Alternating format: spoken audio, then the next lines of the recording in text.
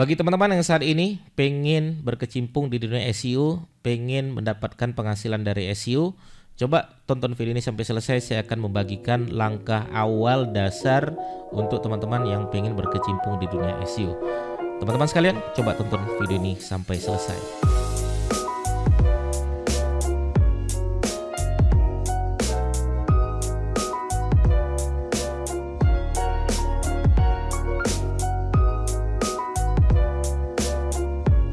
Baik, teman-teman sekalian, kalau kita berbicara tentang apa sih sebenarnya yang harus kita siapkan, Mas Didik, ya, awal mula kita belajar SEO itu apa saja sih yang harus disiapkan gitu. Pertama, teman-teman kalau mau belajar SEO, nomor satu yang harus disiapkan itu adalah website. Saran saya website berbasis WordPress gitu kan. Kenapa? Karena di WordPress itu ada semua teman-teman. Kita ada plugin all-in-one SEO, ada plugin Yoast, ada plugin Rank Match gitu kan, dan itu semuanya bagus. Dan saran saya teman-teman, bangun dulu websitenya sebelum belajar SEO. Ini langkah awal ya. Makanya kalau yang mau belajar SEO biasanya sama saya, selalu saya tanya, sudah punya websitenya belum? Kalau belum, boleh ikut privat yang pembuatan website. Atau teman-teman bisa pakai jasa langsung jadi, bisa juga selesai. Ya, jadi hal-hal teknis, hal-hal yang kira-kira persiapan, ya mungkin teman-teman bisa pakai jasa langsung jadi, langsung selesai, itu jauh lebih baik. Ya, sebagaimana kalau teman-teman misalnya pengen ikut lomba balap sepeda, yang nggak usah ikutan rakit sepeda, beli aja sepedanya langsung. Gitulah kira-kira. Nah, makanya ya untuk awal pertama dia harus punya website dulu, karena website inilah yang akan kita optimasi. Kalau nggak punya website ya kita nggak tahu optimasi siapa gitu kan. Kecuali kalau teman-teman belajar SEO-nya SEO YouTube, SEO TikTok, SEO Instagram, ya SEO media-media gratisan, SEO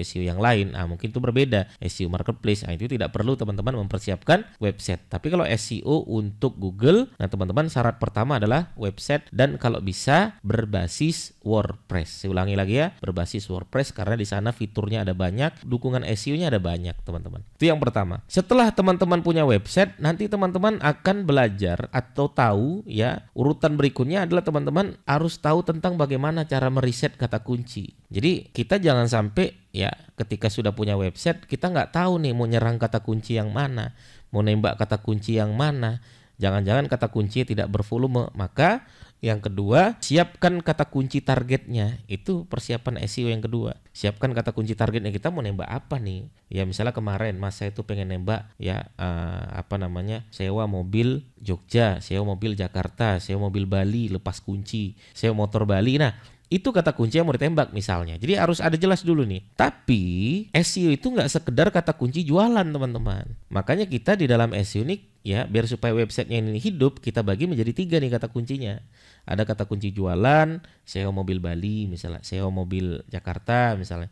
Ada kata kunci informasi, cara mengendarai mobil, atau misalnya liburan di Jakarta kemana saja ya. Kemudian tips ya agar bisa berlibur di Jakarta. Nah, itu hal seperti itu namanya kata kunci informasi. Hotel-hotel murah di Jakarta itu juga nanti bisa dihubungkan ke website teman-teman sekalian. Call to action-nya adalah ke website yang di sana adalah tentang sewa mobil Jakarta. Karena orang yang berlibur kita arahkan untuk sewa mobil Jakarta. Nah, ini riset nih kata kunci. Setelah teman-teman riset, baru masuk yang ketiga.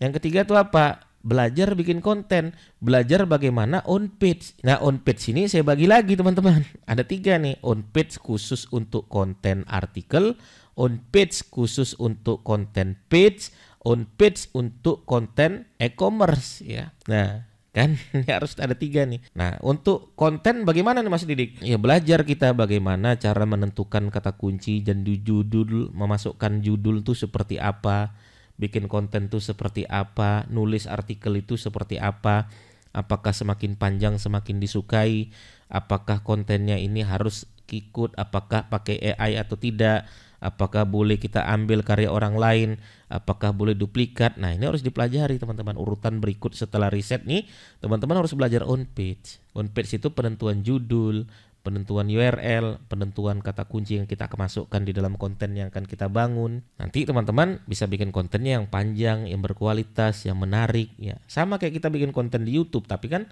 konten ini kan sering kita bagi nih ya menjadi 3 teman-teman. Ada konten berbentuk artikel, ada konten yang berbentuk foto, ada konten yang berbentuk video. Di website teman-teman bisa nggak dimasukkan ketiga-tiganya? Bisa.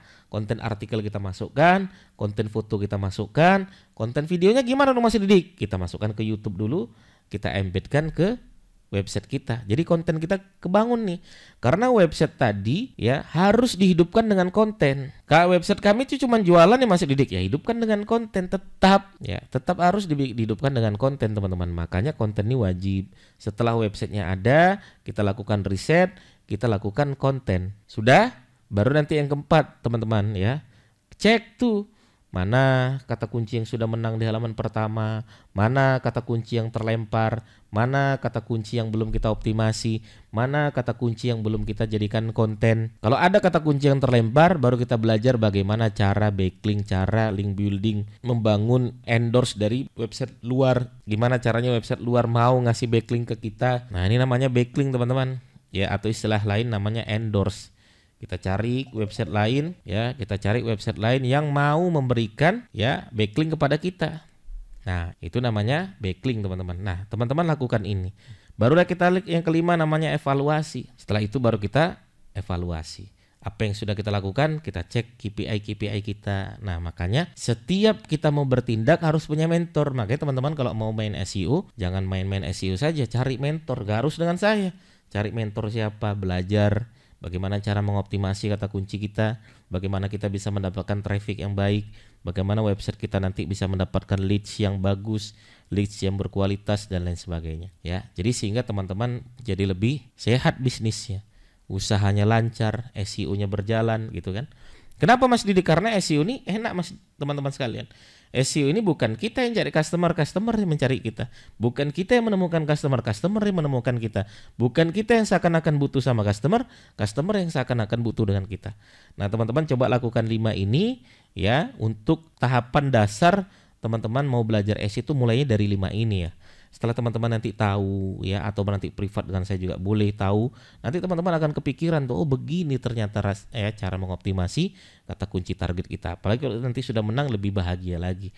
Sudah menang dapat traffic bagus, teman-teman dapat leads bagus, dapat leads yang berkualitas, bisnis semakin lancar, semakin jaya, dan juga alhamdulillah kita bisa banyak yang bisa kita lakukan, mengumrohkan, sekolah menyekolahkan dan lain sebagainya. Terima kasih teman-teman sekalian. Seperti itu yang harus teman-teman lakukan. Teman-teman yang mau menambahkan silakan langsung aja menambahkan di kolom komentar kami. Terima kasih, sampai ketemu lagi. Assalamualaikum warahmatullahi wabarakatuh. Bye bye.